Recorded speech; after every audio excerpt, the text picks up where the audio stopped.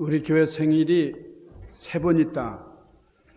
그렇게 얘기하면 의아하게 생각하시는 분들이 있으실 겁니다. 우리 교회 생일이 한 번 있지 무슨 3번이냐 이렇게 되물으실 텐데, 우리 교회 생일이 언제입니까? 우리 교회 생일은 매년 5월 첫째 주일입니다. 첫째 주일이 우리 창립 기념주일인데, 그런데 교단과 교파를 넘어서 모든 교회가 이제 기념해야 할 생일이 있는데, 그것이 바로 성령 강림주일입니다. 예수님께서 십자가에서 죽으시고 부활 승천하신 다음에 약속하신 보혜사를 보내주셔서 그 보혜사 성령님을 경험한, 성령 충만한 그 오순절 성령 강림절이 바로 모든 교회의 생일입니다.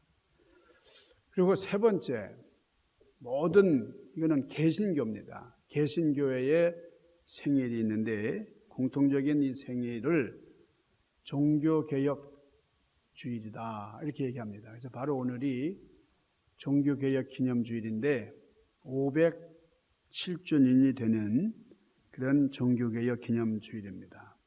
그래서 이 개신교는 10월 31일을 아주 중요하게 생각을 합니다. 왜냐하면 10월 31일에 마틴 루터가 이제 그 당시 부패한 교회를 향해서 반박하는 95개주의 반박문을 비텐베르그 성문 그 게시판에다가 붙였기 때문에, 그래서 그것으로 말미암아 종교개혁이 시작이 됐기 때문입니다.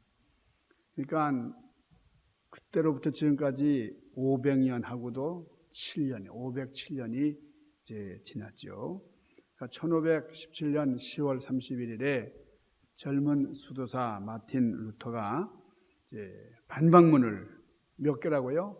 95개나 되는. 그러니까 그 반박해야 될 내용들이 참 많았던 거죠. 95개나 되는 반박문을 비텐베르그 교회당 문 게시판에다가 이렇게 하면 안 되고, 이거는 잘못됐다, 이렇게 변해야 된다, 교회가 이렇게 가야 된다는 그 조항을 95가지를 붙였는데, 이것이 종교개혁의 출발이었다 하는 거예요.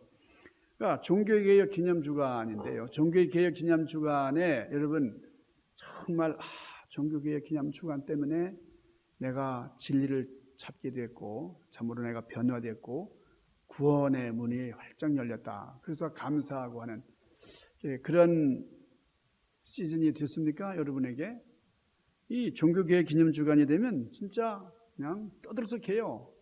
온갖 축제 분위기가 물씬합니다. 이렇게 종교개혁을 많은 사람들이 기념하고 축하하는구나. 그렇습니까? 그게 아니고, 지금 이 주간이 이렇게 떠들썩하고 막 축제 분위기로 무르익는 이유는 할로윈 축제 때문에 그래요.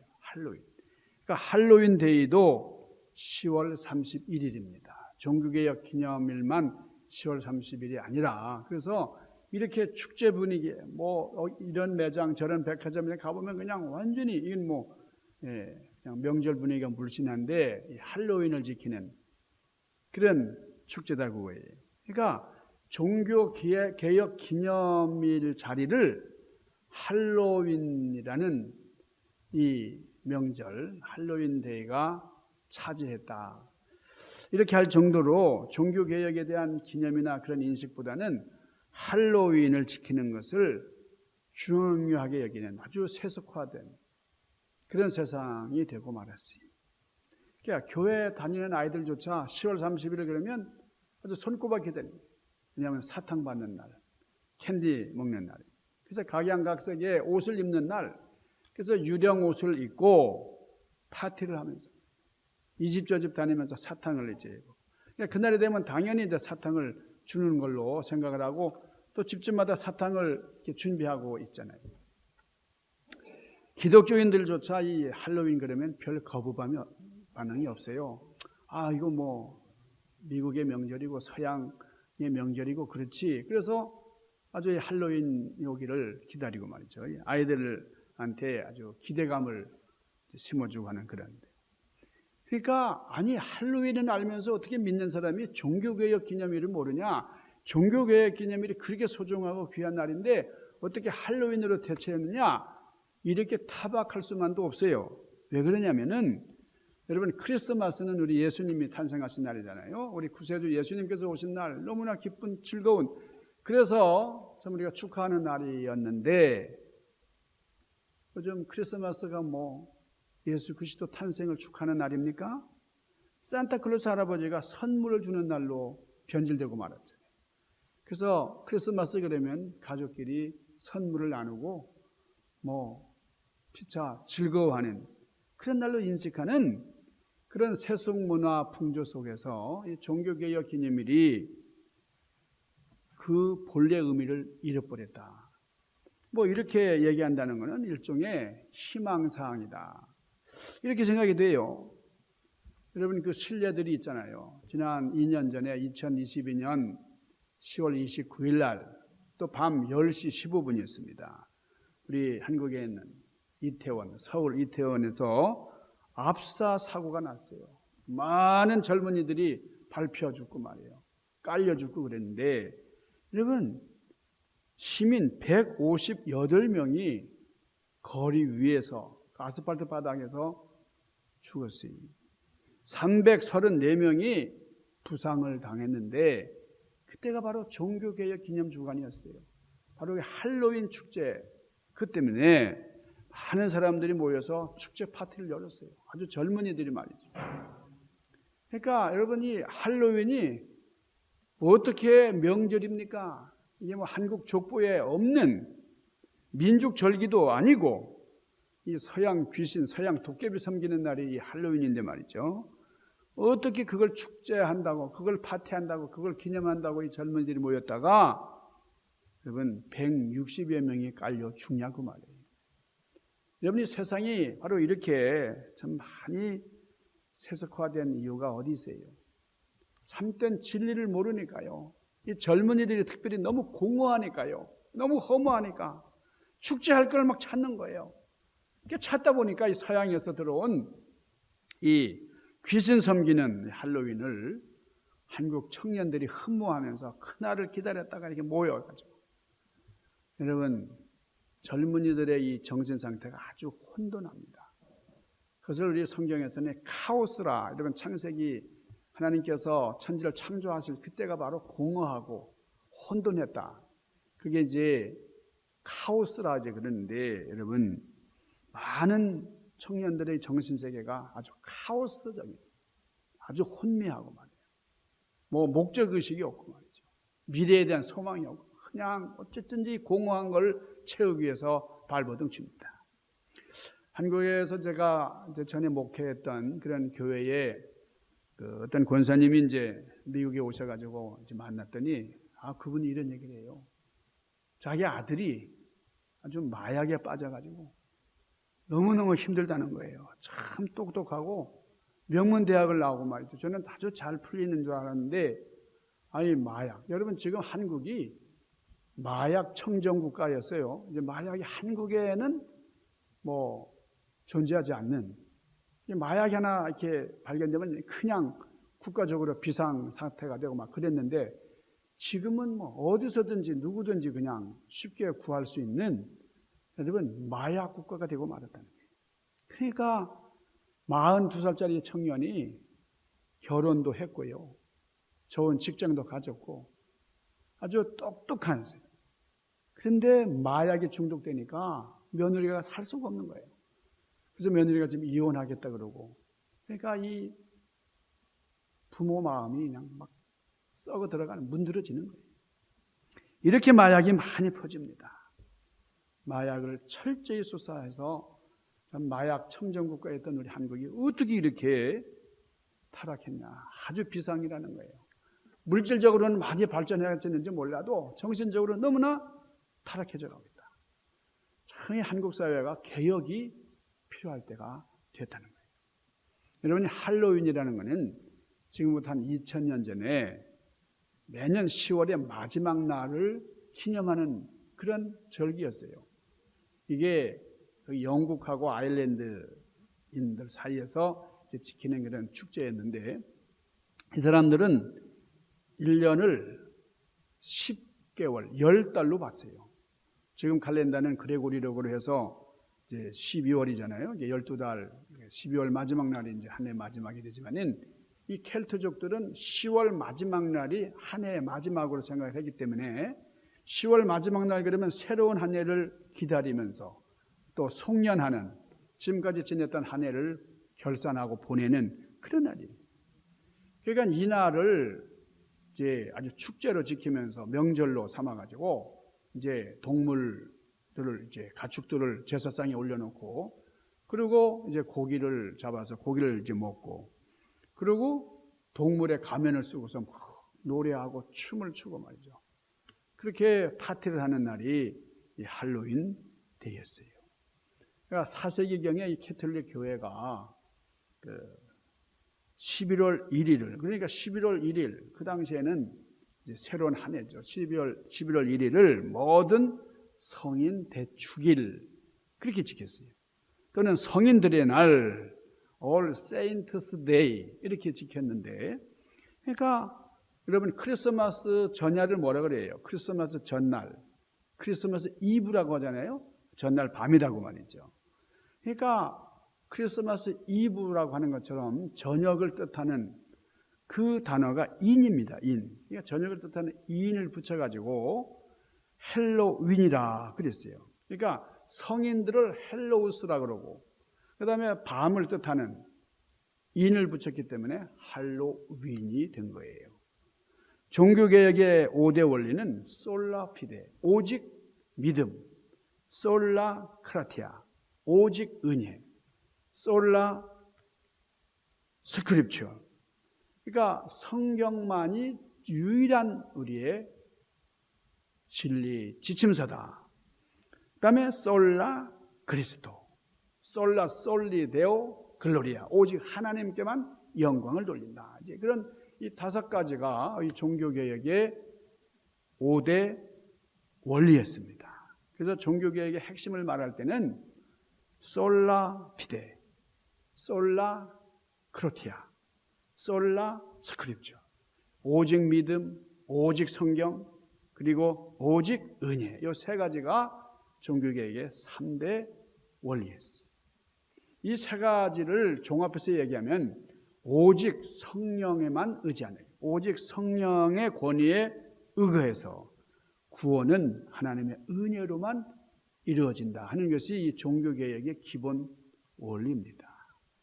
그리고 믿음으로만 구원하는 것이다. 무슨 사람의 행실이나 뭐 어떤 다른 걸로 구원하는 게 아니라 오직 믿음.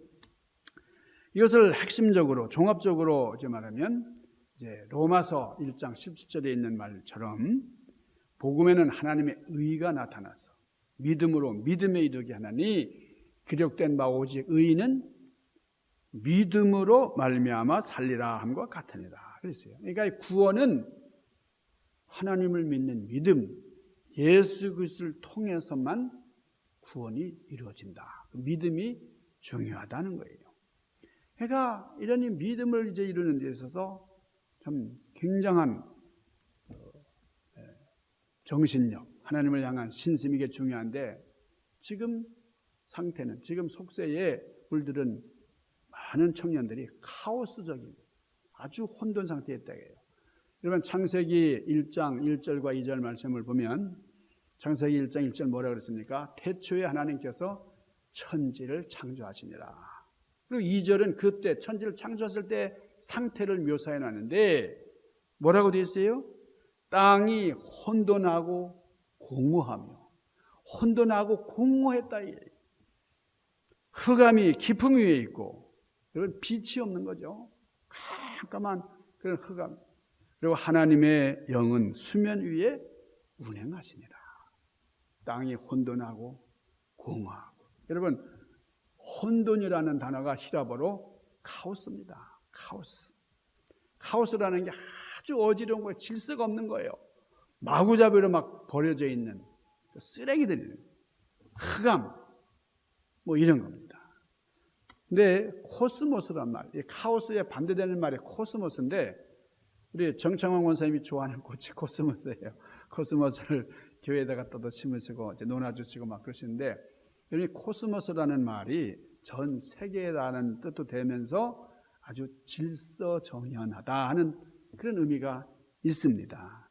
그러니까 카오스는 아주 깜깜하고 혼돈하고 아주 무법천지, 그게 이제 카오스라고 한다면, 코스모스는 전 세계 질서대로 운행하는 아주 척척척척 이렇게 좀 잘 이렇게 이루어지는 그런 상태를 코스모스라고 해요. 그러니까 하나님께서 이것을 다 정리해 주신 거죠. 혼돈하고 깜깜한, 공허하고 또 허무한, 흑암이 기품이 있고 아주 절망적인 어둠 속에 있는 그 상태를 바꿔주셨다는 거예요. 질서 있는 우주의 세계로.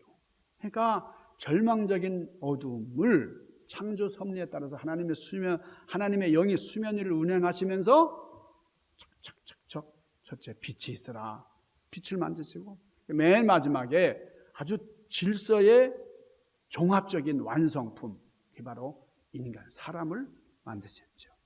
여러분, 하나님께서 창조 섭리를 이루시면 수면 위를 운행하시는 우리 하나님, 운행하셨다는 게 뭐냐? 행동하셨다 이거예요. 직접 액션하셨다 이거예요. 그러니까 하나님께서 그냥 말씀으로만 하시지 않고 운행하셨다, 그 말이죠.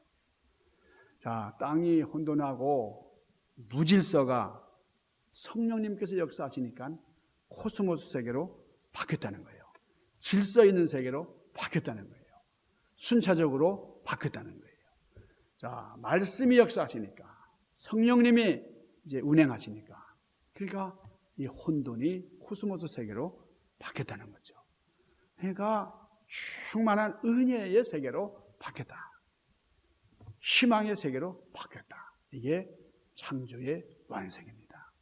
여러분, 그런데 지금은요, 오늘 우리가 살아가는 이 시대가 아주 혼돈합니다. 얼마나 혼돈합니까? 지금 러시아 우크라이나 전쟁이 계속돼요. 저기 푸틴이라는 사람이 말이죠, 하다 안 되니까 이제는 핵을 쏘겠다는 거 아니에요. 핵을. 이게 어떻다는 거예요. 핵무기를 쏘겠다 이렇게 큰 소리를 치고, 지금 중국에는 지금 시진핑이라는 사람이 1인 독재를 해가지고 지금 나라가 참 혼란스럽습니다. 베이징 대학에서 이 베이징 학생들이 말이에요, 시진핑 물러가라 그러고, 중국이 한이게 발전하다가 전 세계를 상대로 막 도둑질하고 말이죠. 해킹을 하고 막. 여러분, 지금 중동에는 이스라엘과 하마스, 이스라엘과 헤즈볼라, 뭐 어젠가요 그저께 또 이스라엘이 그 이란에다가 미사일을 날리고 이제 보복 공격을 하고 말이죠. 너무너무 혼돈하고 아주 카오스적인 그런 상황으로 빠져들고 있어요. 여러분이 미국이라고 해서 우리가 질서 정연하고 안전합니까? 지금 언제 총알이 날라올지 모르는, 뭐 매일 그냥 뉴스에 뭐 총기 사고가 그냥 보도가 되고 말이죠. 뭐 노숙자 문제뿐만 아니라 이 미국이 당면한 문제대로 참 혼돈스럽습니다. 이것을 수습하고 정리한다는 게 전 세계적으로 참 힘들어요. 전 세계가 혼돈해지고 무질서해지는데, 여러분, 이럴 때 필요한 것이 성령님의 역사예요. 하나님의 영이 역사하시고 말씀이 제대로 운행하실 때, 여러분, 이런 혼돈, 이런 카오스가 질서정연한 코스모스 세계로 바뀌고 절망이 희망으로 바뀌는 그런 놀라운 일이 일어나게 된다는 거죠. 여러분, 20세기가 시작될 때에 그 미래학자들이, 21세기를 바라보는 석학들이 이런 예언을 했어요. 21세기가 된다. 그러면 그때는 종교는 없어진다 그랬어요. 컴퓨터가 발전하고 또 미래 인공지능이 계속 이제 개발이 되면서 종교가 없어지는 시대가 될 것이다. 과학이 발달하고 기술이 발달하고 인간의 합리성이라든지 인간의 문명이 아주 최고도를 향해서 이제 올라가게 될 때에 종교는 필요 없다는 거예요. 이게 착각 중에 착각이죠. 여러분, 21세기가 열려가지고 지금 2024년이에요. 20여 년이 훨씬 지났지만 여러분, 종교가 또 필요한 시대가 됐어요. 바른 종교가 필요한 시대가 됐어요. 그래서 전통적인 정말 이 전승이 제대로 된 바로 된 진리 위에 선 그런 바른 종교, 바른 가치관, 바른 역사관, 바른 인간관을 가진 그런 종교가 정말 필요한 겁니다. 종교가 종교 역할을 못하고 재구실을 못하니까 지금 종교가 없어진 게 아니라 사이비들이 많이 출현해가지고 이단들이 많이 출현해가지고 인간 영혼을 수탈하고 파괴하는 이런 괴물 같은 종교들이 막 생산이 되고 있는 거예요. 여러분, 21세기 학자들이 오해한 겁니다. 20세기 학자들이 21세기를 바라보면서 아주 오판을 한 거예요. 21세기야말로 참된 종교가 필요한 시대다. 바로 서 있는 종교가 필요하다. 이렇게 진단을 했어야 되는데 종교는 무기력해지고 종교는 아주 허탈해지고 종교는 없어질 것이다. 이렇게 예언을 했어요. 여러분, 이게 인간의 교만이죠. 지금 우리에게는 정말 바른 우리 기독교 교회가 필요하고 그런 성도들이 중요해요. 기독교가 지금까지 신앙 잘못된 그런 모습에서 이탈해서 참된 변화를 이루는, 그래서 인류 문명의 이 무질서를 극복하고 아주 질서 있는 코스모스의 세계를 이루는 그런 주인공, 그런 장본인들이 돼야 돼요. 교회가 그런 역할을 해야 됩니다. 여러분이 개혁이라는 게 뭐예요? 개혁이라는 것은 없는 것을 만드는 게 아니에요. 개혁이라는 것은 본질을 회복하는 거예요. 잘못되는 것을 바꿔나가는 게 그게 개혁이잖아요. 예수님의 가르침이 바로 개혁이다, 이렇게 얘기할 수 있어요. 주님께서 뭐라 그러셨어요? 회개하라, 천국이 갖고 왔느니라. 회개라는 게 뭐예요? 잘못된 걸 깨닫고 바로 돌아가는 겁니다. 제대로 돌아가는 거예요. 하나님의 나라가 이제 임한다. 회개하고 복음을 믿어라. 그런데 여러분, 믿음으로 구원받는, 영생으로 들어가는 그 첩경이 바로 진리 위에 바로 서는 거예요. 여러분, 누가복음 9장에 보면 변화산 얘기가 나오잖아요. 우리가 너무나 잘 아는 얘기입니다. 예수님께서 베드로와 야고보와 요한 세 제자를 데리고 이제 변화산에 올라가셨는데 거기에 가득한 옛날 사람들이 나타나잖아요. 모세, 그 또 한 사람은 엘리야. 모세와 엘리야가 그 변화산성에서 예수님을 만나 뵙고 세 분이서 같이 대화를 나누는 거예요. 그러니까 베드로와 야고보, 요한 이 세 제자가 이걸 바라보면서 너무나 좋았다는 거예요. 이 세상에서 정말 경험할 수 없는 그런 황홀경에 빠진 거예요. 영적인 그런 충만이 이르니까요. 이 제자들이 너무너무나 기뻐가지고 황홀해서 정신을 못 차리는 거예요. 그래서 예수님, 여기가 좋사오니 우리 저 밑으로 안 내려갈래요? 세상으로 안 가겠습니다. 막 그러잖아요. 그때 모세와 엘리야가 예수님과 대화를 나누셨다 그랬는데 무슨 얘기를 나누셨다는 거예요? 누가복음 9장 30절에 보니까 문득 두 사람이 예수와 함께 말하니 그 말한 내용이 뭐냐? 31절, 영광 중에 나타나서 장차 예수께서 예루살렘에서 별세하실 것을 말할세 그랬어요. 뭘 말했다고요? 중요한 얘기가 예수님께서 예루살렘에 올라가셔가지고 별세하신 거예요. 이게 사건적으로 보면 십자가에서 죽으시는 것을 말하는 거잖아요. 그걸 별세라 얘기했어요. 별세하실 것을 말씀하셨어요. 그래도 했는데 영어 번역에 보면 영어로는 엑소더스. 여러분, 엑소더스가 뭡니까? 예수께서 예루살렘에서 별세할 것을 말하세요. 제가 헬라어 원문이랑 이렇게 성경을 놓고 좀 이렇게 대조해서 보니까요, 뭐라고 표현하냐면 엘레곤, 텐, 엔소텐, 엑소더스 그렇게 되어 있어요. 이게 무슨 말이냐면 예수님께서 예루살렘 성에 올라가셔서 별세하실 것, 엑소더스 하실 것을 말씀하실세 그랬어요. 그러니까 별세라는 말이, 십자가에서 죽으신다는 말이 엑소더스 하실 것이다, 이렇게 표현이 되어 있단 말이죠. 여러분, 엑소더스가 뭡니까? 탈출하는 거잖아요. 애굽에서 탈출해 나온 것을 우리가 엑소더스라 그러는데, 여러분, 첫 번째 출애굽, 이스라엘 백성들이 종살이 하다가 노예 생활하다가 그 400여 년 만에 이제 그 종살이에서 해방되는, 탈출하는 그게 첫 번째 엑소더스입니다. 여러분, 두 번째는 이스라엘 민족들이 바벨론 유수, 바벨론 포로 생활에서 이제 해방되는 엑소더스가 있었고, 그리고 지금 예수님께서 십자가에서 죄와 그리고 죽음에 도저히 소망이 없는 우리들에게 구원의 길을 제시해 주시는 그런 영적인 엑소더스가 오늘 모세와 엘리야를 통하여 얘기가 되고 있다는 거죠. 그러니까 영적인 진짜 출애굽, 그 엑소더스, 예수님께서 별세하실 그 엑소더스를 변화산에서 얘기를 나눴다 하는 거죠. 그런데 나중에 이게 정신을 차리고 보니까 모세, 율법의 대명사 모세, 선지자의 대명사 엘리야는 사라지고 오직 누구만 보이더라? 예수만 보이더라. 36절입니다. 소리가 그침에 오직 예수만 보이더라. 여러분, 우리가 주님만 봐야 돼요. 주님만 바라볼 수 있어야 됩니다. 예수님께서 십자가에서 죽으신 것이 영적으로 말하면 엄청난 엑소더스다.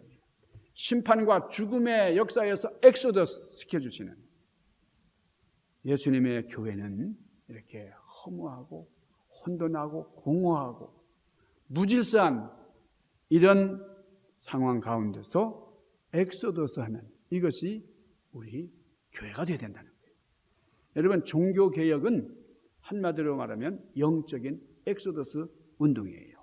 자, 종교개혁에 제가 5가지 기준 얘기했고 3가지로 요약해서 말씀드렸는데 4가지로 다시 다 요약을 해보면 오직 믿음이에요. 솔라 피데. 솔라라는 말, 여러분 그 멕시코 사람들이 솔라멘테인데 솔라멘테는 나 혼자서 일할 수 있다 이게요. 그게 솔라라는데 이 솔라 피데라는 게 믿음이거든요. 페이스. 솔라 피데. 그러니까 행위가 아니라 믿음으로 구원받는다. 이게 첫째 기준입니다. 두 번째가 뭐냐? 솔라 그로티아. 오직 은총으로, 은혜로 구원을 얻는 것이다. 에베소서 2장 8절 말씀, 너희가 그 은혜에 의하여. 무엇하여? 은혜. 솔라 그로티아. 오직 은혜로, 은총으로 말미암아 구원을 받았으니 이것이 너희에게서 난 것이 아니라 어떻게 된 거예요? 하나님의 선물이라. 우리가 잘해서 얻어지는 게 아니라, 우리가 잘해서 취한 게 아니라 하나님께서 선물로 주신 것이다. 거저 주신 것이다. 은총. 그리고 오직 말씀으로. 솔라 스크립투라. 스크립처래.